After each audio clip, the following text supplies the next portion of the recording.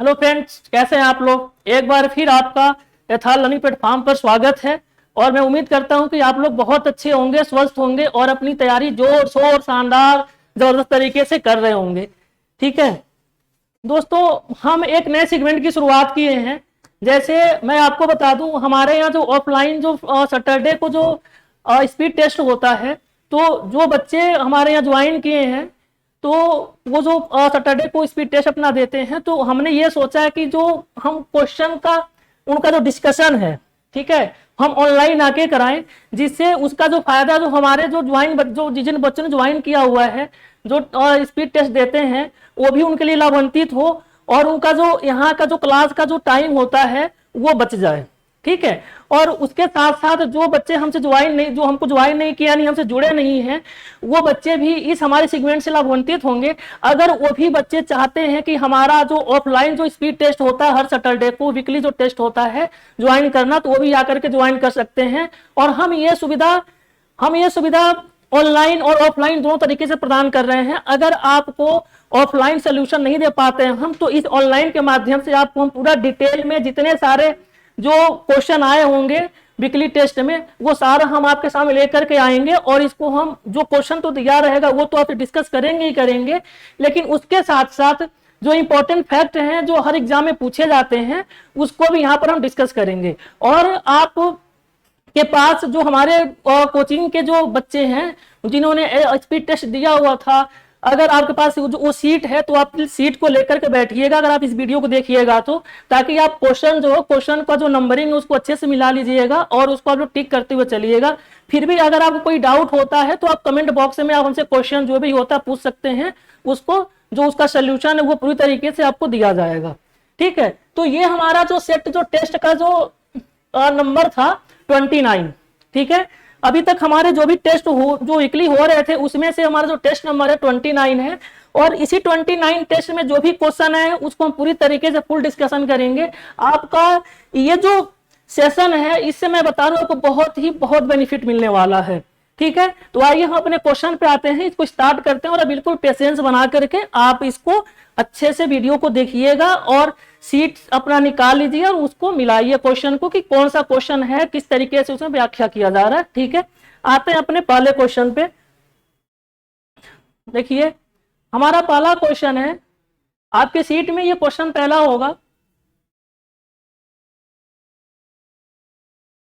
पहला क्वेश्चन है, हाल ही में किस संघ ने रूस के राष्ट्रपति व्लादिमीर पुतिन को अध्यक्ष पद से निलंबित कर दिया है। ठीक है। ये करंट का क्वेश्चन है। आपको पता है कि इस टाइम वर्तमान समय में यूक्रेन और रशिया के बीच विवाद छिड़ा हुआ काफी लंबे टाइम से चल रहा है और वो रुकने का नाम नहीं ले रहा, जिसके कारण पूरे विश्व के जो कंट्री हैं, देश है, वो पूरी तरीके से प्रभावित है। हर जगह महंगाई की समस्या हो रही है और रूस पर भी बहुत सारे सैंक्शन लगा दिए गए हैं। ठीक है। तो उसी को देखते हुए यहाँ पर आपसे क्वेश्चन भी बना है कि हाल ही में किस संघ ने रूस के राष्ट्रपति व्लादिमीर पुतिन को अध्यक्ष पद से निलंबित कर दिया है। ठीक है। ऑप्शन ए है अंतरराष्ट्रीय जूडो महासंघ, ऑप्शन बी है संयुक्त राष्ट्र संघ, ऑप्शन सी है विश्व व्यापार संघ एंड ऑप्शन डी है विश्व स्वास्थ्य संगठन। ठीक है। तो जो इसका राइट आंसर आपका हो जाएगा ऑप्शन ए अंतरराष्ट्रीय जूडो महासंघ। ठीक है। अंतरराष्ट्रीय जूडो महासंघ के द्वारा रशिया को उसके अध्यक्ष हैं इसके व्लादिमीर पुतिन को, उनको क्या किया है, निलंबित कर दिया गया है अध्यक्ष पद से। ठीक है। हम अपने अगले क्वेश्चन पे आते हैं और हमारा नेक्स्ट क्वेश्चन है क्वेश्चन नंबर 2। हाँ, किस प्रधानमंत्री ने, ठीक है, प्रधानमंत्री को पूछ रहा है, किस प्रधानमंत्री ने पहले आरबीआई गवर्नर के रूप में कार्य किया था। ये मिस प्रिंट है, यहाँ रूप होगा, उप हो गया है। ठीक है। हम ऑप्शन ए को देखते हैं, चरण सिंह, ऑप्शन बी है विश्वनाथ प्रताप सिंह, ऑप्शन सी है Indra Kumar Gujral and option D है डॉक्टर मनमोहन सिंह। ठीक है। तो इसका सही आंसर है आपका हो जाएगा option D, doctor Manmohan Singh. Doctor Manmohan Singh वो ऐसे प्रधानमंत्री थे जिन्होंने पहले आरबीआई गवर्नर के रूप में क्या कार्य किया था। ठीक है, अगर दोस्तों हम बात करें आरबीआई का, जो यहां से आपसे क्वेश्चन निकल के आया है, इसमें हम आरबीआई के बारे में देखेंगे। यहां से आपसे काफी इंपॉर्टेंट क्वेश्चन पूछा जाता है आपके वनडे एग्जाम में, है ना। आपके वनडे एग्जाम में यहां से काफी इंपॉर्टेंट क्वेश्चन पूछा जाता है और हम उस पर चर्चा करने वाले हैं। तो हम कलर चेंज कर लेते हैं, एक सेकेंड। तो ठीक है, आरबीआई के बारे में थोड़ा सा हम जाने। Reserve bank of India. अच्छा, रिजर्व बैंक ऑफ इंडिया को भारत सरकार का बैंक कहा जाता है। जैसे हम अगर आरबीआई की बात करें तो इसकी स्थापना के बारे में बहुत सारे क्वेश्चन पूछे जाते हैं हमेशा। ठीक है, आरबीआई की स्थापना कब हुई थी? ये हुआ था 1 अप्रैल, ठीक है, 1935। ये आपका इंपॉर्टेंट क्वेश्चन जितना है इंपॉर्टेंट, आप लोग स्टार बना के पॉइंट आउट, इसको पॉइंट आउट करते रहिएगा। ठीक है, इसकी स्थापना कब की गई थी आरबीआई की? 1 अप्रैल 1935 को। अगर हम इसके राष्ट्रीयकरण की बात करें,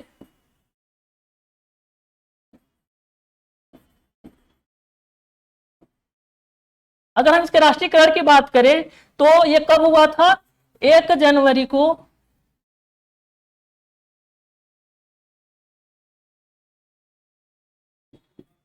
1949, है ना। 1 जनवरी 1949 को इसका क्या हुआ था? राष्ट्रीयकरण हुआ था आरबीआई का। ठीक है, अगर हम ये देखें कि जब आरबीआई की स्थापना की गई थी, जब आरबीआई को जब स्थापित किया गया, ये किस समिति यानी किस आयोग के आधार पर स्थापित किया? तो वो जो आयोग था उसका नाम था हिल्टन यंग आयोग। ठीक है, क्या नाम था? हिल्टन यंग आयोग, है ना। तो यहां से आपके 3 फैक्ट निकल कर आए। अगर हम और बात करें आरबीआई के ही बारे में, आरबीआई को सरकार का बैंक कहा जाता है और इसे बैंकों का बैंक कहते हैं। बैंकों का बैंक कहते हैं। बैंकों का बैंक किसे कहा जाता, क्यों कहा जाता है आरबीआई को? क्योंकि आरबीआई भारत सरकार का बैंक है और आरबीआई जितने भी भारत में बैंक संचालित हैं उन सभी बैंकों को आरबीआई क्या करता है? गवर्न करता है। इसीलिए बैंकों को, आरबीआई को बैंकों का बैंक कहा जाता है। तो आप लोग इसको नोट डाउन करते रहिएगा। हम और आगे आरबीआई का फैक्ट देखते हैं आरबीआई से संबंधित। तो मैं इसको अरेंज करता हूं, आप इसको या तो स्क्रीनशॉट ले लीजिए या फिर इसे आप क्या कहते हैं नोट डाउन करते रहिए अपने बुक या अपने कॉपी पे। ठीक है,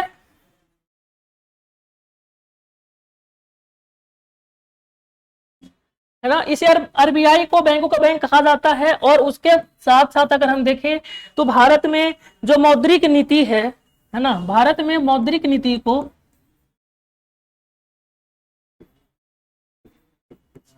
मौद्रिक नीति को भारत के मौद्रिक नीति को आरबीआई के द्वारा अपनाया जाता है। और जो करेंसी जारी की जाती है आरबीआई के द्वारा, करेंसी को जारी किया जाता है, उसको बैलेंस किया जाता है। और जो ब्याज दर है आरबीआई के द्वारा क्या किया जाता है? उसको नियंत्रण किया जाता है। ठीक है, अगर हम आरबीआई के बारे में जो सबसे एक और फैक्ट अगर जानने की कोशिश करें, जैसे देखिए जो हमारा वित्त वर्ष है यानी भारत सरकार का वित्त वर्ष कब शुरू होता है, कब से कब तक शुरू होता है भारत सरकार का वित्त वर्ष? तो जो भारत सरकार का वित्त वर्ष आपको ये याद रखना है। और जो आरबीआई का लेखा वर्ष है,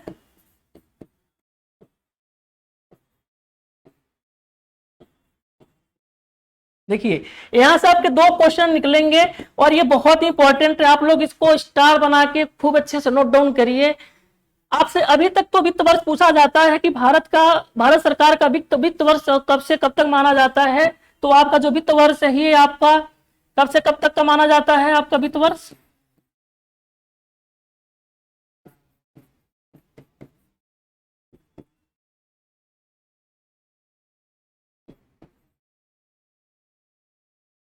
ठीक है, आपका जो वित्त वर्ष 1 अप्रैल से 31 मार्च तक का यह वित्त वर्ष माना जाता है। और अगर हम आरबीआई के लेखा की अगर बात करें, लेखा वर्ष की बात करें, जैसे भारत सरकार का जो वित्त वर्ष होता है वही वैसे ही आरबीआई का ये लेखा वर्ष होता है। तो अगर हम आरबीआई के लेखा वर्ष की बात करें तो इसका जो लेखा वर्ष है ये 1 जुलाई से, ठीक है, ये जो होता है ये 1 जुलाई से 30 जून तक माना जाता है ना। आरबीआई का लेखा वर्ष 1 जुलाई से 30 जून, भारत सरकार का वित्त वर्ष 1 अप्रैल से 31 मार्च।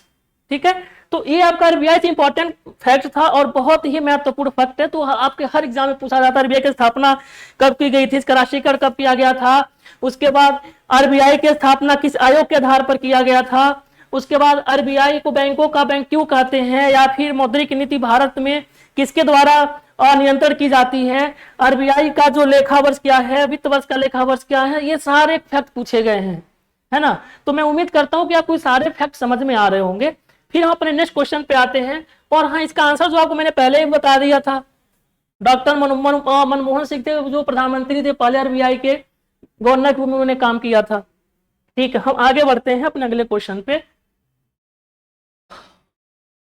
देखिए क्वेश्चन नंबर 3 है, बर्मा किस वर्ष स्वतंत्र संप्रभु गणराज्य बन गया।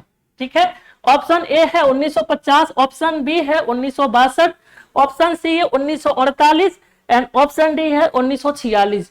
तो इसका सही आंसर आपका हो जाएगा 1948, option C is the right answer. ठीक है, हम आगे बढ़ते हैं। हमारा जो अगला क्वेश्चन है क्वेश्चन नंबर 4 है। क्वेश्चन नंबर 4 में क्या दिया है, ठीक है, हाँ ठीक, चलिए क्वेश्चन नंबर 4 है, मानव का कौन सा अंग कोरोना वायरस से मुख्य रूप से प्रभावित होता है। ठीक है, ऑप्शन ए है हृदय, ऑप्शन बी मस्तिष्क, ऑप्शन सी फेफड़े एंड ऑप्शन डी गुर्दा। तो इसका तो आपको आंसर आप लोगों ने दे दिया होगा और आप काफी सरल क्वेश्चन है, ये बहुत आसान क्वेश्चन है। इसका जो ऑप्शन है ऑप्शन सी है फेफड़ा, क्योंकि जो कोरोना वायरस था ये फेफड़े को सीधे प्रभावित कर रहा था, फेफड़े को ही अटैक कर रहा था। और अगर हम कोरोना वायरस से संबंधित हम बात करें तो आपको मैंने बताया था जितने भी जो भी खतरनाक वायरस होते हैं वो सभी क्या होते हैं, आरएनए वायरस। ठीक है, आरएनए वायरस होते हैं। कोरोना आरएनए वायरस का एग्जांपल है। जैसे आप एड्स वायरस की बात कर लीजिए, जो एड्स वो भी कोरोना वायरस, सॉरी ये आरएनए वायरस ही होता है। उसके बाद अगर आप इबोला की बात करेंगे, इबोला है ना, इबोला भी एक आरएनए वायरस ही होता है। ठीक है, तो इसी के परिप्रेक्ष्य में जो कोरोना है ये भी आरएनए वायरस होता है। आप लोग याद रखिएगा, कहीं क्वेश्चन पूछ लिया कि कोरोना किस प्रकार का वायरस है, तो आरएनए वायरस है। अब अगर हम कोरोना वायरस के एक और चीज को देखें जो सबसे महत्वपूर्ण है,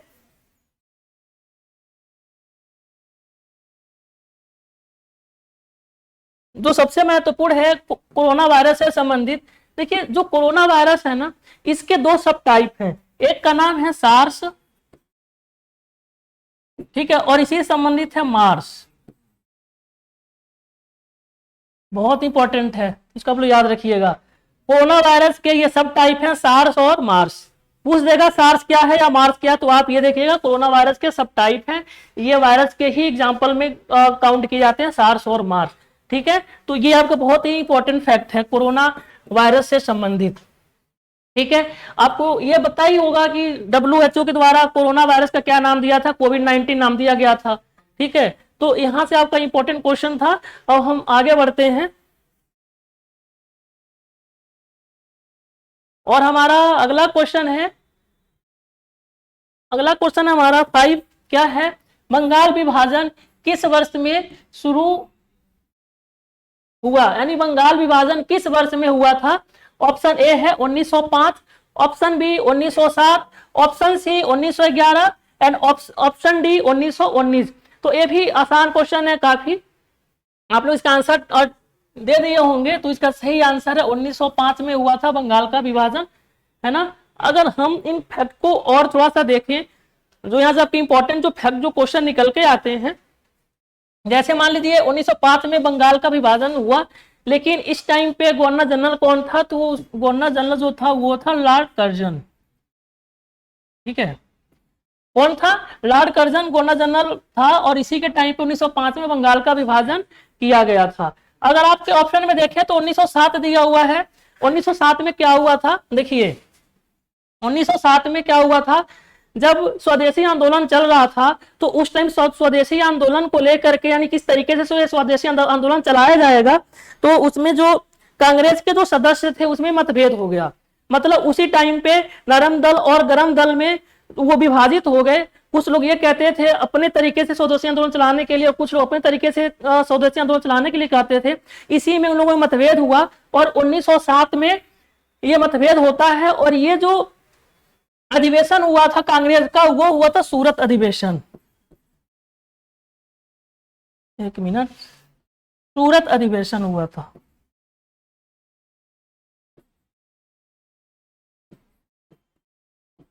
ये आपका बहुत ही इंपॉर्टेंट फैक्ट है दोस्तों। कई बार यहां से कई दफा क्वेश्चन पूछा है कि कांग्रेस में विभाजन कब हुआ। तो याद रखिएगा, कांग्रेस में विभाजन 1907 में सूरत अधिवेशन के दौरान हुआ था। इसी के दौरान जब स्वदेशी आंदोलन चलाया जा रहा था, तो स्वदेशी आंदोलन को चलाने के परिप्रेक्ष्य में लेकर के दो गुट अलग अलग हो गए थे, एक नरम दल था और एक गरम दल था। तो इसमें जो इंपॉर्टेंट फैक्ट है ये आता है कि जो सूरत अधिवेशन 1907 में हुआ था, उसके अध्यक्ष कौन थे, यानी जो उसके जो अध्यक्षता है उसे किसने किया था।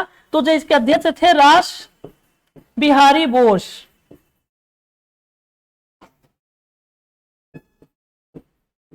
आप लोग हमारे साथ सारे फैक्ट को लिखते हुए चलेंगे, ठीक है। हम आपको उन फैक्ट को यहाँ पे डिस्कस कर रहे हैं जो फैक्ट आपके एग्जाम में पूछे जाते हैं, जो इंपॉर्टेंट फैक्ट है। और मैं यहाँ से बता दूं, अगर आप इस सेशन को अच्छे से देखते हैं, यहाँ से आपके लगभग 80 से 90% फैक्ट आपके क्लियर हो जाएंगे, ठीक है। तो देखिए 1907 में क्या हुआ, कांग्रेस का सूरत अधिवेशन हुआ। इस टाइम क्या हुआ था, इस टाइम स्वदेशी आंदोलन के दौरान, सूरत अधिवेशन के दौरान कांग्रेस में विभाजन हुआ, गरम दल और नरम दल में विभाजित हो गया था। उसकी जो अध्यक्षता था किसने किया था, रास बिहारी बोस ने किया था, ठीक है। चलिए आगे बढ़ते हैं। जो हमारा ऑप्शन 1911 दिया हुआ है, देखिए 1911, आपको पता है जो भारत की राजधानी थी दिल्ली से पहले कहां थी, कलकत्ता। तो 1911 में, उस टाइम पे 1911 जो आपका ये जो डेट दिया हुआ है, उस टाइम पे जो भारत के जो गवर्नर जनरल थे वो थे लॉर्ड हार्डिंग, ठीक है। लॉर्ड हार्डिंग थे। और लॉर्ड हार्डिंग के टाइम में ब्रिटिश के जो राजा थे जॉर्ज पंचम का आगमन हो रहा था, ठीक है। पंचम का जब आगमन था तो दिल्ली क्या कहते हैं, हाँ, दिल्ली में पूरी तरीके से भव्य स्वागत के लिए उनके पूरी तैयारियां की जा रही थी।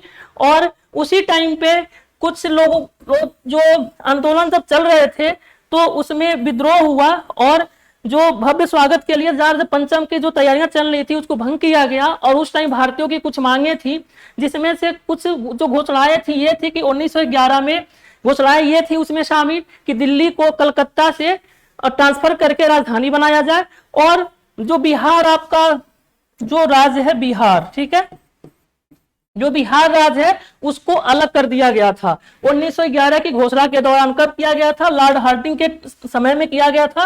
किसके आगमन में, जॉर्ज पंचम के आगमन में, ठीक है। तो जो दो डिसीजन जो सबसे महत्वपूर्ण थे, क्या, एक जो आपका बिहार का और बिहार को अलग कर देना, और जो दूसरा आपका जो डिसीजन था कि दिल्ली कलकत्ता से राजधानी को दिल्ली ट्रांसफर करना, और जो तीसरा सबसे महत्वपूर्ण ये था जो बंगाल का विभाजन हो रहा था। तो इसी घोषणा के दौरान 1911 की घोषणा के दौरान बंगाल विभाजन को रोकने के लिए अधिकार मिल गया था, ठीक है। तो ये आपके जो इंपॉर्टेंट फैक्ट थे आपके सामने हमने डिस्कस कर दिया। ऑप्शन डी में बचा हुआ है क्या, 1919। देखिए 1919 है ना, ये बहुत सारी घटनाओं से भी संबंधित है, लेकिन हम 1919 में जो हम बात करेंगे वो हम बात करेंगे जो 1919 का जो अधिनियम आया था, ठीक है। जो 1919 का जो अधिनियम आया था हम इस पर चर्चा करेंगे क्योंकि ये बहुत इंपॉर्टेंट है। अगर हम 1919 के अधिनियम की अगर हम बात करें तो भारत में सबसे पहले प्रत्यक्ष चुनाव की घोषणा की गई थी। क्या, प्रत्यक्ष चुनाव, ठीक है। भारत में सबसे पहले प्रत्यक्ष चुनाव की घोषणा किस अधिनियम के तहत की गई थी, अधिनियम 1919 के तहत, ठीक। और अधिनियम 1919 के तहत ही लोकसभा राज्यसभा का गठन कर दिया गया, ठीक है। लोकसभा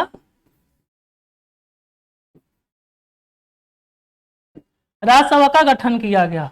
ठीक, अधिनियम 1919 के दौरान लोकसभा राज्यसभा का गठन किया गया।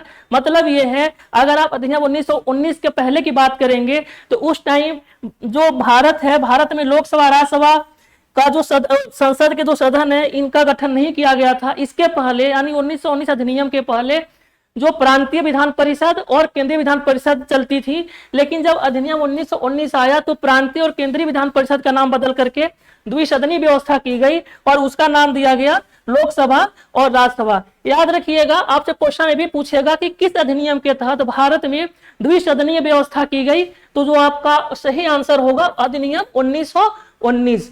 तो ये आपके इंपॉर्टेंट फैक्ट निकल के आते हैं। और जो सबसे इंपॉर्टेंट फैक्ट आपका ये है, इसको आप जरूर याद रखिएगा कि प्रत्यक्ष चुनाव किस अधिनियम के तहत किए गए।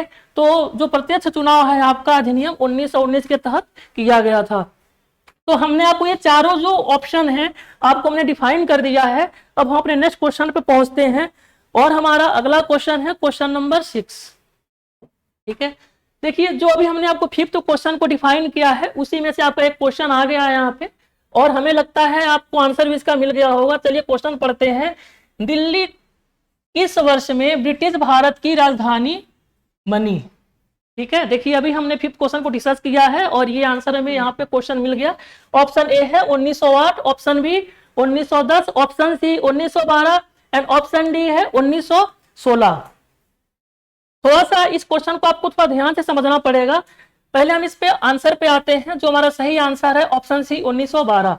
देखिए कहीं कहीं आपको ऑप्शन में 1911 और 1912 भी दिया होगा, तो आप लोग इसको यहीं पे आप क्लियर कर लीजिए। ये जो 1911 है, 1911 में जब जॉर्ज पंचम जब भारत में उनका आगमन होने वाला था, ठीक है, तो उस टाइम जब विद्रोह हुआ, जो भारतीय लगे मांग करने अपना, तो उसमें ये जो मांग किया गया था, घोषणाएं जो की गई थी कि उसमें जो दिल्ली है, ठीक है, उसको कलकत्ता से राजधानी ट्रांसफर किया जाएगा। तो अगर क्वेश्चन ये पूछे कि दिल्ली को कलकत्ता से राजधानी के रूप में कब ट्रांसफर किया गया, तो 1911। ठीक है, और क्वेश्चन अगर ये पूछेगा कि किस वर्ष जो दिल्ली था उसको राजधानी घोषित किया गया, तो 1912। यानी दिल्ली 1912 में राजधानी बना और 1911 में दिल्ली को राजधानी बनाने की घोषणा की गई थी। तो ये आपके दोनों यहां से फैक्ट निकल करके आते हैं। ठीक है, अगर हम बात करें थोड़ा सा, जो आपके ऑप्शन में डी दिखाई दे रहा है 1916। ठीक है, 1916 में क्या हुआ था, जैसे आपने होम रूल लीग की स्थापना के बारे में पढ़ा होगा, है ना। होम रूल लीग की जो स्थापना कब की गई थी, 1916 में किया गया था। किसके द्वारा? एक आपके बीजी तिलक थे यानी बाल गंगाधर तिलक, और दूसरी कौन थी, एनी बेसेंट। ठीक है, तो इन दोनों का नाम आप लोग याद रखिएगा, 1916 से जुड़ा हुआ है। 1916 में क्या हुआ था, होम रूल लीग की स्थापना की गई थी। किसके किसके द्वारा की गई थी, बीजी तिलक यानी बाल गंगाधर तिलक और एनी बेसेंट के द्वारा किया गया था। तो आपसे कई बार यहाँ से क्वेश्चन भी पूछता है कि एनी बेसेंट किससे संबंधित है, या फिर बीजी तिलक किससे संबंधित है, या फिर होम रूल लीग से कौन से नेता संबंधित है, ऐसे क्वेश्चन बनता है। तो आपका जो इंपॉर्टेंट क्वेश्चन था हमने यहाँ पर डिस्कस कर दिया है। अब हम आगे अपने नेक्स्ट क्वेश्चन पे बढ़ेंगे और हमारा क्वेश्चन नंबर 7 है। देखिए, जब राष्ट्रपति किसी बिल को ना तो अस्वीकार करता है और ना ही उसकी पुष्टि करता है, ठीक है, यह वीटो है। हम फिर से क्वेश्चन पढ़ते हैं। जब राष्ट्रपति किसी बिल को ना तो अस्वीकार करता है और ना ही उसकी कोई पुष्टि करता है, यह वीटो है। तो ऑप्शन ए है ऑब्सोल्यूट, ऑप्शन बी है suspensive, option C pocket and option D qualified. ठीक है, तो इसका सही आंसर आपका हो जाएगा पॉकेट वीटो। ठीक है, पहले तो हम इस क्वेश्चन को थोड़ा सा क्लियर उसका बेसिक जानेंगे कि वीटो क्या होता है ना।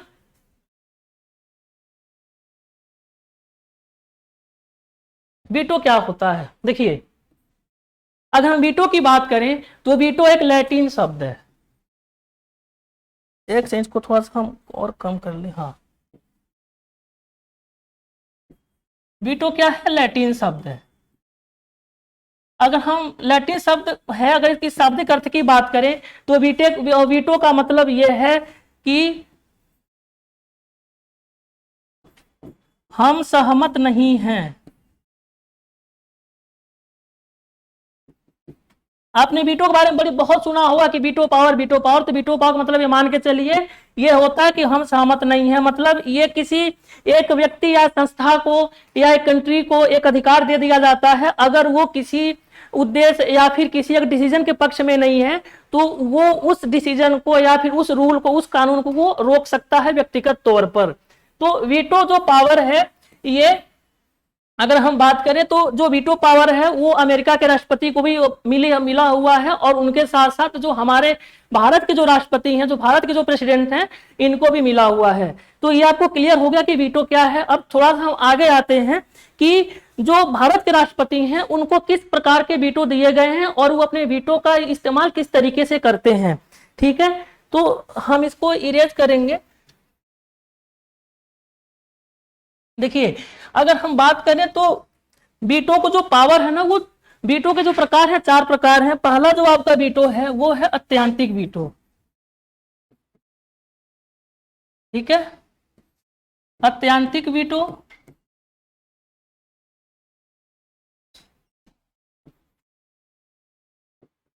ठीक है, और आपका दूसरा क्या है? निलंबित वीटो।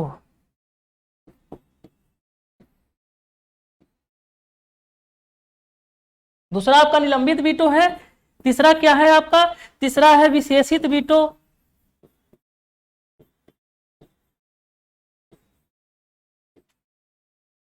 और चौथा आपका है पॉकेट वीटो। ठीक है, ये 4 प्रकार के वीटो जो हैं वो प्रेसिडेंट को मिले हुए हैं। पहला आपका है अत्यंतिक वीटो, दूसरा आपका निलंबित वीटो, तीसरा आपका विशेषित वीटो एंड चौथा आपका है पॉकेट वीटो। तो इसमें से अगर आप देखेंगे तो जो आपका ये निलंबित वीटो है, और जो आपका ये अत्यंतिक वीटो है, और आपका ये पॉकेट वीटो है, यानी अत्यंतिक वीटो, निलंबित वीटो और पॉकेट वीटो, ये जो तीनों प्रकार के वीटो हैं ये भारत के प्रेसिडेंट को प्राप्त हैं। इसमें से जो आपको तीसरा दिखाई दे रहा है विशेषित वीटो, ये केवल भारत जो अमेरिका के प्रेसिडेंट हैं उनको प्राप्त है। अब ये अत्यंतिक वीटो क्या है, निलंबित वीटो क्या है और पॉकेट वीटो क्या है, इसको हमारे प्रेसिडेंट कैसे यूज करते हैं वो हम आपको एक एक करके बताएंगे और उसको हम समझेंगे। पहले एक चीज और आप समझ लीजिएगा, ये जो वीटो पावर है भारत में हमारे प्रेसिडेंट को क्यों दे दिया गया। आपको पता है कि जो भारत है ये विश्व का सबसे बड़ा लोकतांत्रिक देश है और यहाँ पे सदनीय व्यवस्था चलती है। यहाँ पे जो भी रूल रेगुलेशन भारत सरकार के द्वारा लाए जाएंगे वो सबसे पहले जो हमारा जो संसद है, संसद के जो 2 सदन हैं, कौन कौन से, लोकसभा और राज्यसभा, उन दोनों में पूर्ण बहुमत से सबसे पहले उसको पारित किया जाता है, और पारित कर उसमें राष्ट्रपति की सहमति और राष्ट्रपति के द्वारा कि वो कानून बनाने के लिए उसमें मुहर लगाया जाता है, उनको स्वीकार किया जाता है। इस तरीके से हमारे देश में जो कानून है वो बनता है। तो राष्ट्रपति को वीटो पावर इसलिए दिया गया क्योंकि कभी अगर मान लीजिए राष्ट्रपति को यह लगता है कि जो सरकार है वो ऐसे कानून को ले आई है कि जो वो देश के हित में नहीं है या फिर यहाँ के लोगों के हित में नहीं है, तो उस विधेयक को वो पारित करने से या फिर उस कानून को बनाने से वो रोक सके। तो ये जो नियम है, ये जो पावर है वो राष्ट्रपति को दिया गया। और किस रूप में राष्ट्रपति अपने वीटो का प्रयोग कर सकते हैं? अत्यंतिक वीटो, अनिलंबित वीटो और पॉकेट वीटो। ठीक है, अब अगर ये जो वीटो पावर की अगर हम बात करें तो संविधान के जो आर्टिकल है वो किसमें दिया गया है? अनुच्छेद 111 यानी 111 अनुच्छेद में राष्ट्रपति के वीटो पावर का जिक्र किया गया है। ठीक है, अब हम इसको समझते हैं कि अत्यंतिक वीटो क्या है, एक एक करके हम समझेंगे। इसको हम विशेषित वीटो को इरेज कर देते हैं क्योंकि हमें इसके बारे में डिस्कस नहीं करना है। ये जो विशेषित वीटो है अमेरिका के जो प्रेसिडेंट है उनको मिला है, हम भारत के प्रेसिडेंट के परिप्रेक्ष्य में बात करेंगे। तो अब अत्यंतिक वीटो पर आते हैं। अत्यंतिक वीटो जैसे मान लीजिए अगर कोई भी विधेयक अगर पेश हुआ, ठीक है, और पारित हो गया दोनों सदन यानी लोकसभा राज्यसभा में। अब वो प्रेसिडेंट के पास गया। अगर प्रेसिडेंट को लगता है कि इस विधेयक में कोई प्रॉब्लम है तो वो क्या करेंगे, इस अत्यंतिक वीटो के दौरान उसे अपने पास ही सुरक्षित रख लेंगे, उस पे अपना कोई आंसर, अपना उस पे कोई भी जो उनका डिसीजन है नहीं देंगे, ठीक है, उसको अपने पास रख लेंगे। ठीक है, तो जिस विधेयक को राष्ट्रपति अपने पास सुरक्षित रख लेते हैं वो जो विधेयक होता है उस विधेयक को कहते हैं अत्यंतिक वीटो। ठीक है, अब हम निलंबित वीटो पे आते हैं। ठीक है, निलंबित वीटो क्या होता है, जैसे मान लीजिए अगर कोई विधेयक राष्ट्रपति के पास आया और राष्ट्रपति को उसमें कोई प्रॉब्लम लगी कि ये जो विधेयक है ये देश के हित के लिए नहीं है, इसमें कुछ समस्या है, तो वो क्या करेंगे, उस विधेयक को वापस लौटा देंगे। वो कहेंगे कि ऐसा बात है, आप इस विधेयक में थोड़ा सा बदलाव करिए, तब हम इस पे अपना जो है स्वीकृति प्रदान करेंगे। तो वो क्या करते हैं, निलंबित वीटो के दौरान, ठीक है, विधेयक को दोबारा लोकसभा के पास वो क्या करते हैं, रिटर्न कर देते हैं, लौटा देते हैं उसमें पुनर्विचार करने के लिए। लेकिन आप लोग एक जो फैक्ट है ये याद रखिएगा, अगर राष्ट्रपति पहली बार पुनर्विचार के लिए अगर विधेयक को लौटा देता है सदन में, लेकिन फिर से पुनर्विचार करके अगर विधेयक फिर राष्ट्रपति के पास आता है तो राष्ट्रपति इसके लिए बाध्य है कि अपनी सहमति स्वीकार करने के लिए, अपनी स्वीकृति देने के लिए उस विधेयक पर। अगर फिर भी विधेयक पे राष्ट्रपति अपनी सहमति नहीं देते हैं तो उस विधेयक को पारित माना जाता है। इसके लिए राष्ट्रपति को बाध्य किया गया है। ठीक, तो ये बहुत ही इंपॉर्टेंट मोस्ट पॉइंट है, आप लोग इसको अच्छे से नोट डाउन कर लीजिएगा। ठीक है, तो आपको समझ में आया निलंबित वीटो क्या होता है। अब हम आते हैं इस पे पॉकेट वीटो पे। ठीक है, तो जो पॉकेट वीटो है अगर हम इसको आपको बता दें, पॉकेट वीटो जैसे देखिए अगर कोई भी विधेयक राष्ट्रपति के पास जाता है तो राष्ट्रपति क्या करते हैं, उस विधेयक को लंबे समय तक रोक लेते हैं अपने पास, है ना, उस पे अपनी कोई भी उस पे ना उसको अस्वीकार करेंगे ना स्वीकार करेंगे, लंबे समय तक अपने पास रोक लेंगे। और वो विधेयक लंबे समय तक रोकने के कारण धीरे धीरे मतलब अगर लंबा टाइम होता है तो वो विधेयक क्या होता है, समाप्त हो जाता है। मैं आपको एक बात और याद दिला दूं कि जो पॉकेट वीटो है, राष्ट्रपति जब किसी विधेयक को अपने पास रखते हैं तो हमारे संविधान में ऐसा कोई प्रावधान नहीं किया गया है कि राष्ट्रपति को इतने दिन के बाद उसे लौटाना होगा। बात समझ में हमारी आ रही है। तो वो क्या करेंगे, लंबे समय तक रोकेंगे और वो जो विधेयक है सीधे क्या होगा, मतलब खत्म हो जाएगा। एक बात मैं आपको बता दूं, जो पॉकेट वीटो है, ठीक है, जो अमेरिका के जो राष्ट्रपति यानी जो यूएसए के जो प्रेसिडेंट है ना, उनको ये टाइम दिया गया है 10 दिन का ड्यूरेशन। देखिए जो भारत के प्रेसिडेंट हैं उनके लिए कोई भी टाइम ड्यूरेशन नहीं है कि आप विधेयक को इतने टाइम के बाद दोबारा वापस आप लौटा देंगे, ऐसा कुछ नहीं है। लेकिन जो अमेरिका के जो प्रेसिडेंट हैं, यूएसए के जो प्रेसिडेंट हैं, उनके लिए यहाँ पर बाध्य है कि आपको अगर आपने विधेयक को लंबे समय के लिए रोका है तो आप 10 दिन से ज्यादा टाइम तक अपने पास नहीं रोक सकते, उसको वापस आपको करना ही करना होगा। तो इस मामले में जो भारत का जो राष्ट्रपति है वो अमेरिका के राष्ट्रपति से थोड़ा सा पावरफुल है। बात समझ में आ रही है हमारी आप लोगों को। पॉकेट वीटो के इस मामले में, किस मामले में, लंबे समय तक रोकने के मामले में जो भारत का राष्ट्रपति है वो अमेरिका के राष्ट्रपति से पावरफुल है। ठीक, तो ये आपका वीटो पावर था, हमने पूरा डिटेल डिस्कस कर दिया है। और ये किस अनुच्छेद के अंतर्गत आते हैं, 111। ठीक, तो इसमें आपका जो राइट आंसर आपको मैंने बता दिया है क्या है, पॉकेट वीटो है ये, ऑप्शन सी। और पॉकेट वीटो से संबंधित अगर हम बात करें तो सबसे इंपॉर्टेंट बात ये है कि पॉकेट वीटो सबसे पहले किस प्रेसिडेंट के द्वारा लाया गया था या लगाया गया था, जिन्होंने अपनी उस पे विधेयक पे कोई स्वीकृति प्रदान नहीं की थी, तो वो आपके प्रेसिडेंट थे 1986 में ज्ञान जैल सिंह। क्या नाम था उनका, ज्ञान जैल सिंह। ठीक है, ज्ञान जैल सिंह 1986 में प्रेसिडेंट थे। इन्होंने इस पॉकेट वीटो का सबसे पहली बार प्रयोग किया था। और उस टाइम जो अधिनियम था, उस टाइम एक अधिनियम लाया गया था, उस अधिनियम का नाम था भारतीय डाक अधिनियम। ठीक है,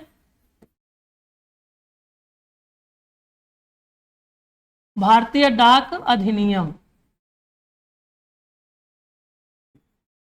भारतीय डाक अधिनियम लाया गया था और उन्होंने इसी भारतीय डाक अधिनियम को क्या किया था, अपने पास लंबे समय तक सुरक्षित रख लिया था, इस पे अपना कोई स्वीकृति प्रदान नहीं किया था। तो आपसे क्वेश्चन ये पूछ सकता है कि पॉकेट वीटो सबसे पहले भारत के किस राष्ट्रपति के द्वारा लाया गया था, तो वो राष्ट्रपति थे ज्ञान जैल सिंह। कब? 1986। ठीक है, तो बताइए जो हमारी ये जो डिस्कशन है आपको समझ में आ रही है कि नहीं आ रही है, आप कमेंट बॉक्स में जरूर उसको करिएगा। ठीक है, तो अगर हम आगे चले और देखें जो क्वेश्चन नंबर 8 है, क्या है? केंद्र सरकार के सर्वोच्च सिविल सेवक होते हैं। ऑप्शन ए है महान्यायवादी, ऑप्शन बी गृह सचिव, ऑप्शन सी मंत्रिमंडल सचिव एंड ऑप्शन डी है बी और बी तथा सी दोनों। तो इसका सही आंसर है आपका हो जाएगा क्या? मंत्रिमंडल सचिव। ठीक है, अब देखिए अगर हम महान्यायवादी की बात करें तो जो महान्यायवादी होता है ये भारत सरकार का है ना, भारत सरकार का सबसे बड़ा विधि अधिकारी होता है। ठीक है, विधि अधिकारी याद रखिएगा और ये बहुत इंपॉर्टेंट है। ठीक, महान्यायवादी भारत सरकार का सबसे बड़ा विधि अधिकारी होता है। ये किस आर्टिकल के अंतर्गत आता है? तो आर्टिकल 76 के अंतर्गत महान्यायवादी को वर्णित किया गया है। महान्यायवादी की नियुक्ति कौन करता है? राष्ट्रपति। ठीक है, महान्यायवादी राष्ट्रपति के द्वारा नियुक्त किया जाता है। लेकिन एक बात और आपको बता दें, जो महान्यायवादी होता है ये राष्ट्रपति के प्रसाद पर्यंत होता है। मतलब राष्ट्रपति उनको जब चाहे तब हटा सकते हैं, जब चाहे उनको नियुक्त कर सकते हैं। तो जो महान्यायवादी का जो पद है ये राष्ट्रपति के ऊपर डिपेंड करता है, इनके प्रसाद पर्यंत पे डिपेंड करता है। ठीक है, और अगर हम महान्यायवादी की बात करें तो महान्यायवादी भारत के किसी भी क्षेत्र में किसी भी उच्च न्यायालय में सुनवाई कर सकता है और उसके साथ साथ जो संसद के जो दोनों सदन हैं, लोकसभा और राज्यसभा, उसमें ये जाकर के बहस कर सकते हैं और भाग ले सकते हैं। लेकिन मत देने का इनका अधिकार नहीं होता है। ठीक है, मत देने का इनका अधिकार नहीं होता है ना, ये आप लोग नोट डाउन कर लीजिएगा। ये सदन में भाग तो ले सकते हैं, ठीक है, सुनवाई भाग ले सकते हैं, बहस कर सकते हैं, लेकिन अगर मत होता है जैसे मान ली किसी भी विधेयक पे, तो ये उस पे अपना मत नहीं देंगे। तो ये महान्यायवादी से जो इंपॉर्टेंट फैक्ट था हमने आपको बता दिया। ये किस आर्टिकल के अंतर्गत आता है? आर्टिकल 76। ये आप लोग जरूर याद रखिएगा। और इसकी नियुक्ति कौन करता है? राष्ट्रपति। अगर इनको मान ली त्याग पत्र देना हो महान्यायवादी को तो किसको देंगे? राष्ट्रपति को देंगे। ठीक है, तो ये इंपॉर्टेंट फैक्ट था महान्यायवादी से संबंधित। हम आगे बढ़ते हैं और हमारा नवा क्वेश्चन है, अमरावती किस नदी के तट पर स्थित है? तो ऑप्शन ए है तुंगभद्रा, ऑप्शन बी है Krishna, option C Kaveri, option D Bhima. तो इसका सही आंसर आपका हो जाएगा कृष्णा। ठीक है, अमरावती के बारे में पूछ रहा है। आगे हम बढ़ते हैं अपने अगले क्वेश्चन पे। क्वेश्चन नंबर हमारा 10 है। क्या है क्वेश्चन? गंगा नदी पहाड़ों से मैदानों में किस स्थान पर निकलती है? Option A Haridwar, option B Rudraprayag, option C Devprayag and option D Karnaprayag. तो इसका सही आंसर है आपका हरिद्वार।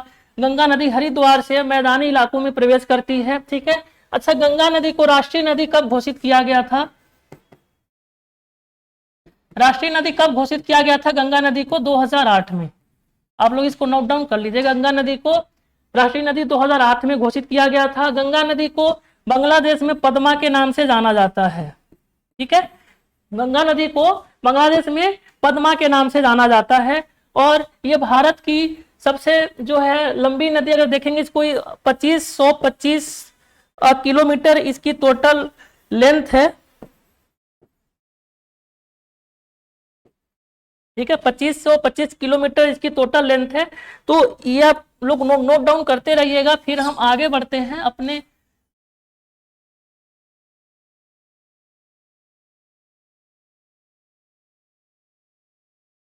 अगले क्वेश्चन पे।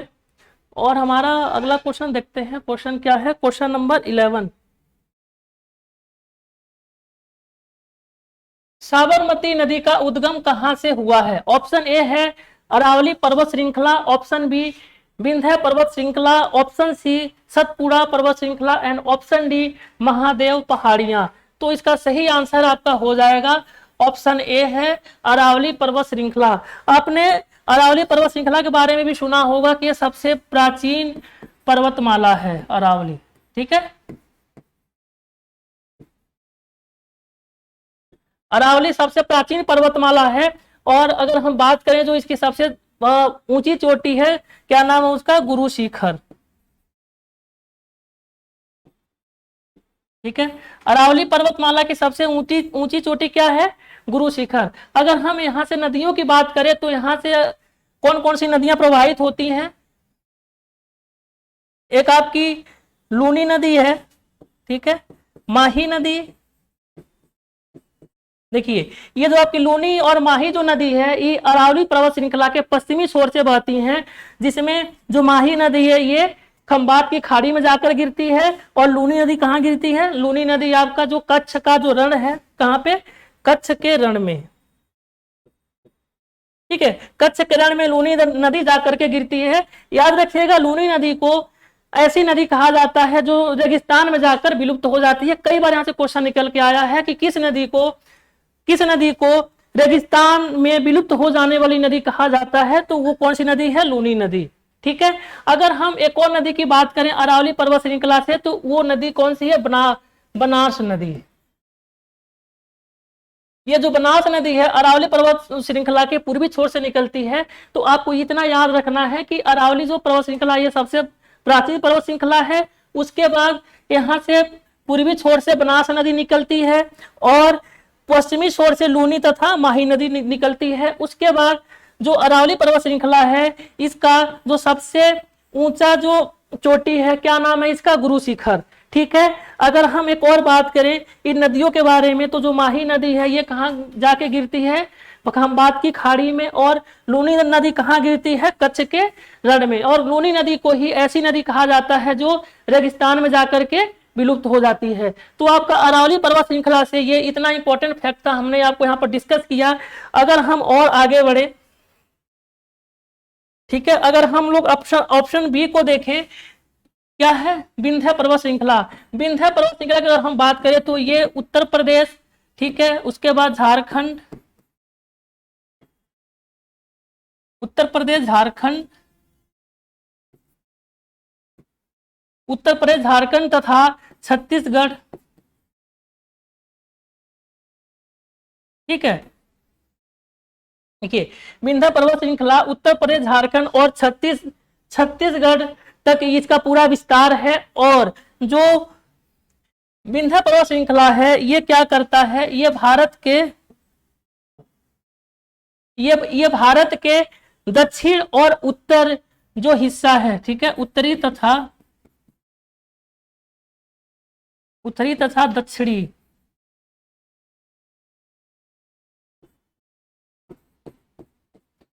ठीक है, भारत का उत्तरी तथा दक्षिणी हिस्सा या उत्तरी तथा दक्षिणी छोर है, वो उसको दो रूप में क्या करता है, डिवाइड करता है। तो कई बार ऐसे क्वेश्चन भी निकलता है कि किस पर्वत श्रृंखला के द्वारा भारत को दो भाग में बांटा जाता है, तो विंध्य पर्वत श्रृंखला के द्वारा। ठीक है, अगर हम सतपुड़ा पर्वत की बात करें तो जो सतपुड़ा पर्वत है ये कहाँ है, सतपुड़ा पर्वत ये आपका पड़ता है मध्य प्रदेश में। ठीक है, सतपुड़ा पर्वत पड़ता है आपका मध्य प्रदेश में। और सतपुड़ा पर्वत से ही आपकी ताप्ती नदी का उद्गम स्थल माना जाता है। ठीक है, ताप्ती नदी का उद्गम स्थल कहाँ से माना जाता है, सतपुड़ा पर्वत से। अगर हम सतपुड़ा पर्वत की बात करें जो सबसे ऊंची चोटी है उसका क्या नाम है, धूपगढ़ी। क्या नाम है, धूपगढ़ी। धूपगढ़ी सतपुड़ा पर्वत की सबसे ऊंची चोटी है। और जो आपको ऑप्शन डी में दिखाई दे रहा है महादेव की पहाड़ियां, ये महादेव की पहाड़ियां कहाँ हैं, सतपुड़ा पर्वत श्रृंखला पर ही स्थित हैं। और इसी महादेव पहाड़ियों पर ही क्या स्थित है, धूपगढ़ी चोटी। ठीक है, तो आपको इतना जो फैक्ट है याद रखना है। और इसके साथ साथ जो एक्स्ट्रा फैक्ट है मैं आपको बताता हूं कि भारत की सबसे ऊंची चोटी कौन सी है। तो जो भारत की जो सबसे ऊंची चोटी है, एक मिनट, भारत की जो सबसे ऊंची चोटी है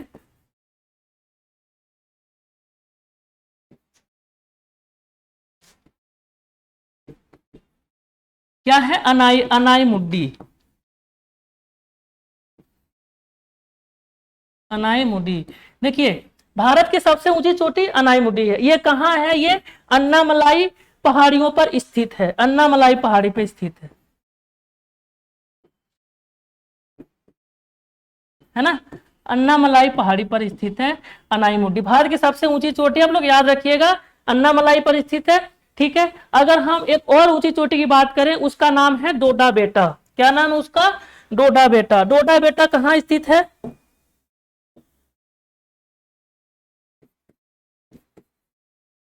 डोडा बेटा कहाँ स्थित है? डोडा बेटा ये आपका, अगर हम बात करें तो डोडा बेटा है, ये नीलगिरी की पहाड़ियों पर स्थित है। ठीक है, नीलगिरी की पहाड़ी जो है ना, नीलगिरी की पहाड़ियां कहाँ है? तमिलनाडु में है। और इसी नीलगिरी पहाड़ियों पर जो सबसे ऊंची चोटी है डोडा बेटा। तो सबसे भारत की ऊंची चोटी कौन सी हो गई आपकी? अनाईमुडी। वो कहाँ है? अन्नामलाई पे। ठीक है, और उसके बाद अगर हम दूसरी ऊंची चोटी की बात करें तो वो है हमारा डोडा बेटा। ठीक है, ये कहाँ है? नीलगिरी पहाड़ी पर स्थित है। नीलगिरी पहाड़ी कहाँ है? तमिलनाडु में। और अगर हम देखें तो नीलगिरी की जो पहाड़ी है, यहीं पे टोडा जनजाति का निवास होता है। कई बार एग्जाम में क्वेश्चन पूछा है कि टोडा जनजाति का निवास स्थान कहाँ है, तो वो है नीलगिरी की पहाड़ी में। नीलगिरी की पहाड़ी कहाँ है? तमिलनाडु में। तो ये जो इंपॉर्टेंट फैक्ट है हमने आपको यहाँ से डिस्कस करा दिया है। अब हम आगे बढ़ते हैं अपने नेक्स्ट क्वेश्चन पे, और हमारा जो क्वेश्चन है क्वेश्चन नंबर 12 क्या है? नेशनल स्कूल ऑफ ड्रामा के पहले निदेशक का नाम बताइए जिनका हाल ही में निधन हो गया है। तो ऑप्शन ए है Kamala Devi Chattopadhyay, option B KPS Menon, option C LM Singhvi and option D Ebrahim Alkazi. तो इसका सही आंसर आपका हो जाएगा option D, Ebrahim Alkazi is the right answer, जो क्वेश्चन नंबर 12 है। ठीक है, हम आगे बढ़ते हैं अपने अगले क्वेश्चन पे, और हमारा क्वेश्चन नंबर 13 है। ठीक है, 13 क्या है? सबसे हानिकारक विकर्ण किस प्रकार की प्रतिक्रिया उत्पन्न करता है? ऑप्शन ए है संलयन रिएक्शन, ऑप्शन बी विखंडन रिएक्शन, ऑप्शन सी रासायनिक रिएक्शन एंड ऑप्शन डी है उपयुक्त सभी। तो इसका सही आंसर आपका हो जाएगा ऑप्शन बी विखंडन रिएक्शन। देखिए, अगर हम विखंडन रिएक्शन और नाभिकीय संलयन रिएक्शन की बात करें तो जो विखंडन रिएक्शन है इसमें जो जैसे मान लीजिए जो नाभिक होते हैं, ठीक है, ये ऐसी प्रक्रिया होती है, जो नाभिक होते हैं ये दो रूपों में टूटते हैं, और इसमें जो यूरेनियम होता है, जब न्यूट्रॉनों की जब बमबारी कराई जाती है तो एक नाभिक से दो नाभिक का निर्माण होता है। ठीक है, अगर हम बात करें तो नाभिकीय विखंडन होता है, इसमें किस प्रकार के यूरेनियम का प्रयोग किया जाता है? तो आपका यूरेनियम 235 होता है। ठीक है, यूरेनियम 235 होता है। और जो नाभिकीय विखंडन है ये हाइड्रोजन बम का जो सिद्धांत होता है,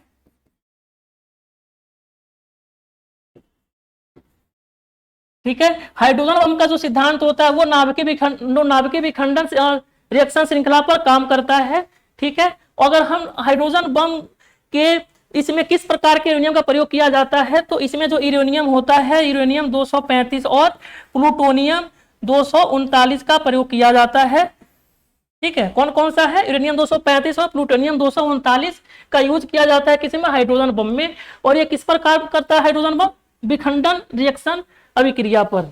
ठीक है, अगर हम आगे संलयन रिएक्शन की बात करें कि संलयन रिएक्शन क्या है, तो इसमें जैसे देखिए जो छोटे छोटे नाभिक हैं वो मिल करके, है ना, इसमें छोटे छोटे नाभिक मिल करके क्या करते हैं? बहुत बड़े नाभिक का निर्माण करते हैं और इससे बहुत ज्यादा एनर्जी मिलती है। तो जो संलयन रिएक्शन है ये हाइड्रोजन जो बम होते हैं,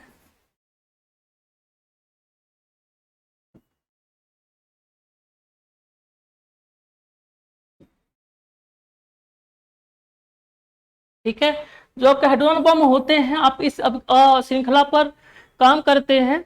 और उसके साथ साथ फिर अगर हम बात करें तो ये जो रासायनिक रिएक्शन होता है, रासायनिक रिएक्शन के द्वारा जो विकिरण जो निकलती है, ये इसकी जो प्रतिक्रिया है ये बहुत ही हानिकारक होती है। ठीक है, तो हम अपने अगले क्वेश्चन पे बढ़ेंगे, और हमारा अगला क्वेश्चन क्वेश्चन नंबर है 14। क्या है? देखिए, निम्नलिखित में से किस कोशिका अंग को कोशिका के प्रोटीन फैक्ट्री के रूप में माना जाता है? ऑप्शन ए है ribosome, option B lysosome, option C रितिका एंड ऑप्शन डी आपका है प्लाज्मा झिल्ली। आपको मैं बता दूं ये क्वेश्चन में इसको कराया हूं, ठीक है। अगर आप हमारी बायोलॉजी की जब क्लास देखेंगे तो उस वीडियो में आपको ये क्वेश्चन पूरा बिल्कुल डायरेक्टली ही यही पूछा गया है, मिल जाएगा, जो आपके सीट में आया हुआ था। तो ये पूछ रहे हैं कि यहाँ से ये समझ लीजिए कि प्रोटीन का जो फैक्ट्री किस रूप में जाना जाता है कोशिका के अंग को, तो आपका मैंने बताया हुआ था कि राइबोसोम है। राइबोसोम में प्रोटीन का निर्माण होता है, लाइसोसोम में क्या होता है, एंजाइम का निर्माण होता है। ये आपकी रितिका है, और रितिका क्या करता है, जैसे जो कोशिका का जो जल का जो संतुलन है ये इसको बैलेंस करता है, ठीक है। हम अपने अगला क्वेश्चन पे आते हैं और हमारा क्वेश्चन नंबर 15 है, ठीक है। 15 क्या है, प्राणी विज्ञान की वह शाखा जिसके अंतर्गत मकड़ियों का अध्ययन किया जाता है। ऑप्शन ए है arachnology, option B ornithology, option C entomology and option D है एपिकोलॉजी। तो इसका सही आंसर आपका हो जाएगा अरेक्नोलॉजी, ठीक है। अरेथोलॉजी के अंतर्गत हम लोग पक्षियों का अध्ययन करते हैं, ठीक है। पक्षियों के अंतर्गत किसके अध्ययन किसके अंतर्गत होता है, अरेथोलॉजी के अंतर्गत। एटमोलॉजी यहाँ पर कीटों का अध्ययन करते हैं, ठीक है। एटमोलॉजी के अंतर्गत हम लोग कीटों का अध्ययन करते हैं। तो दोस्तों हमारे 15 क्वेश्चन की अभी आप हमारा है, इसको हमने डिस्कस किया है। आगे जो इसमें और क्वेश्चन है हम अपने नेक्स्ट वीडियो में करेंगे। और अगर आप